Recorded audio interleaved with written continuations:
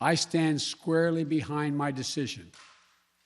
After 20 years, I've learned the hard way that there was never a good time to withdraw U.S. forces. That's why we're still there. We were clear-eyed about the risks. We planned for every contingency, but I always promised the American people that I would be straight with you. The truth is, this did unfold more quickly than we had anticipated. So what's happened?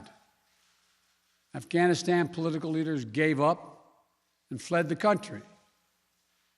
The Afghan military collapsed, sometime without trying to fight.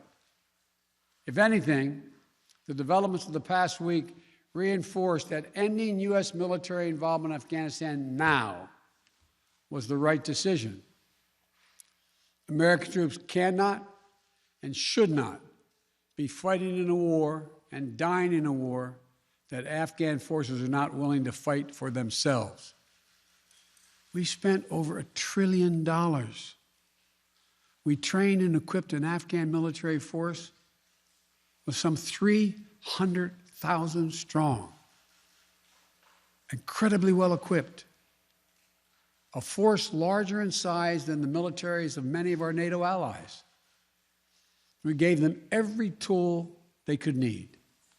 We paid their salaries, provided for the maintenance of their Air Force, something the Taliban doesn't have. Taliban does not have an Air Force. We provided close air support. We gave them every chance to determine their own future. What we could not provide them was the will to fight for that future. There's some very brave and capable Afghan special forces units and soldiers. But if Afghanistan is unable to mount any real resistance to the Taliban now, there is no chance that 1 year, 1 more year, 5 more years, or 20 more years of U.S. military boots on the ground would have made any difference. And here's what I believe to my core. It is wrong to order American troops to step up when Afghanistan's own armed forces would not. The political leaders of Afghanistan were unable to come together for the good of their people, unable to negotiate for the future of their country when the chips were down.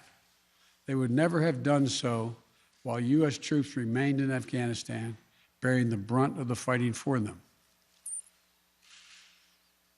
And our true strategic competitors, China and Russia, would love nothing more than the United States to continue to funnel billions of dollars in resources and attention into stabilizing Afghanistan indefinitely.